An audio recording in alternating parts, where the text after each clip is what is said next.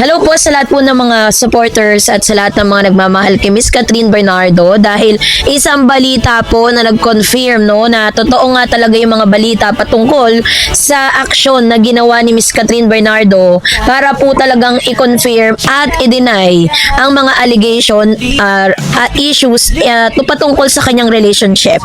At ngayon, pag-uusapan natin yan para at least mas maging clear at malinaw po sa lahat. But before that, if you haven't subscribed yet to my YouTube channel, please lumabas ang ilan sa mga balita patungkol kay Miss Catherine. At ang ilan sa mga kaganapan sa buhay ni Miss Catherine Bernardo. Patuloy pa rin po yung pag-spread ng mga news patungkol sa kanyang relationship with Mayor Mark Alcala ng Lucena City. So dahil po dito, meron pong isang confirmation na atin pong ni-research para po at least magkaroon tayo ng mga evidence kung totoo nga talaga yung mga balita na naglalabasan ngayon sa social media. Alam po natin na sa mundo ng showbiz sa Pilipinas ay tila hindi nauubos ang mga usap-usapan pagdating sa love life ng mga sikat na artista.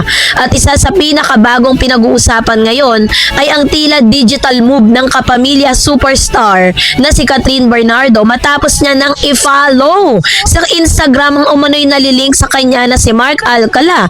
Ang simpleng aksyong ito ay agad na naging mitya ng mas matinding espekulasyon tungkol sa tunay na estado ng kanyang relationship.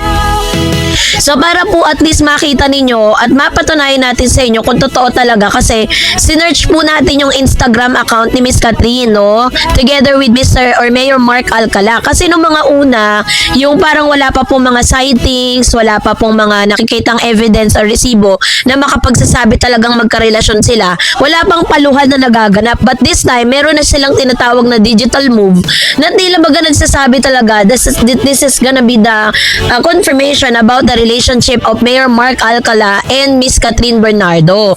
So ito po yung Instagram account ni Miss Catherine. And then tinignan po natin yung kanyang mga followers. Ayan, tinignan natin lahat para at least mapatunayan natin. And this is gonna be legit the Instagram account of Miss Catherine with the blue check which is means verified na po yan. At tinignan din natin yung kanyang mga yung kanyang mga followers. And also yung mga following niya. Ayan. So nakita po natin dito, inanap natin si Mayor Mark Alcala kung totoo talagang naka-follow siya, So, upon checking dun sa kanyang mga followers, nakita natin na naka-follow nga si Miss Catherine Bernardo sa kanya. Naka-follow na si Miss Catherine kay Mayor Mark. Tapos, si Mayor Mark ay naka-follow na din kay Catherine. So, ito na po yung ilan sa mga confirmation na totoo nga talaga ang totoo talaga ang balita. At ngayon naman, i-check naman natin kung itong si Mama Min ay naka-follow naman kay Mayor Mark. Kasi 'di ba dati parang dahil hindi pa nga sila umaamin, itong si Mama Min Bernardo, yung mami ni Miss Catherine, nakikimama tayo kasi yung tawag niya Min Bernardo. I-check natin sa kanyang Instagram account kung totoo rin ba yung mga bali-balitang ito. Ayan po si Miss Bernardo Min, verified check na po yan with 932,000 followers and 948 following. Sino-sino ba yung mga fina-follow niya? So, confirm na si Mayor Mark ay pina-follow na rin ni Tita Min. Tita na tayo ngayon. Mark Alcala. Ay, hindi no users found. Pero, ayan following hindi no users found. Parang hinaid niya yan. Pero dito po, ayan, nakikita nyo po yan. Ayan yung picture po ni Mayor Mark followed by Insta. Hindi niya pa pina-follow. So, wala pang pagpa-follow si Mama Min kay Mayor Mark Alcala. So, nangangahulugan lang talaga. Baka ito'y nagko-confirm na talagang si Tita Min or Min Bernardo ay hindi pa ganun parang hindi niya pa masyadong pinagkakatiwalaan itong girlfriend po nung boyfriend ni Miss Catherine. Kasi hanggang ngayon, hindi niya pa pina-follow. Pero pina-follow po siya ni Mayor Mark. Followed by It's Pokwang 27 Bernardo ka. Tapos nandito si Mayor Mark yung picture. Which means, naka-follow si Mayor Mark kay Tita Min, pero hindi naka-follow si Miss Mama Min kay Mayor Mark Alcala. And we do not know why. Ayan, Mark Alcala. Mark Alcala. Ayan, wala, diba? Pero, Hanapin natin si Mayor Mark para at least makita natin yung totoo. Mark Alcala.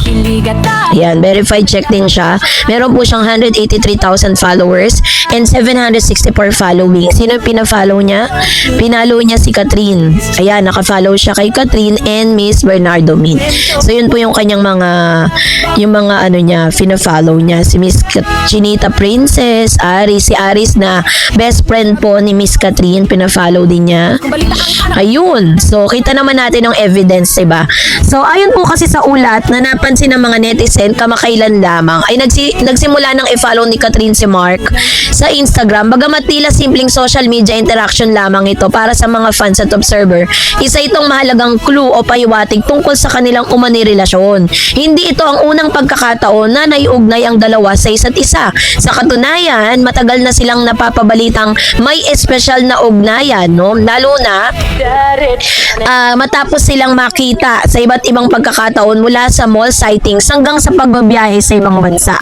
So, nagsimula ang dating rumors noong 2025 nang unang may ulat na madalas na nakikitang magkasama sina Catherine at Mark, at ayon pa sa ilang ulat, may mga pagkakataon nakita silang magkasama sa mga pampublikong lugar, kabilang ang isang mall sa Makati. Bukod dito ay may mga insider claims dito na lumabas mula sa showbiz circles na nagsasabing posibleng may namumuong relasyon na nga ang dalawa. Bagamat wala pang opisyal na konfirmasyon mula sa alinman sa kanila, ay mas lalong uminit ang issue nang kumalat ang mga larawan nila na tila magkahawak ang kamay ang dalawa habang nasa Thailand. Isang eksenang nagpalakas sa paniniwala ng publiko na totoo nga ang chika, no? Na may something na nga sa pagitan ng dalawa. So, doon po sa kanilang digital move, dito pa lang po makikita natin na meron ng confirmation. Kasi si Miss Catherine po kasi, katulad po diba doon yung sa kanyang past relationship kay Daniel. Nung sila po ay naghiwalay, na-confirm yun nung si Miss Catherine po ay tuluyan ng in-unfollow si Daniel Padilla sa kanyang Instagram.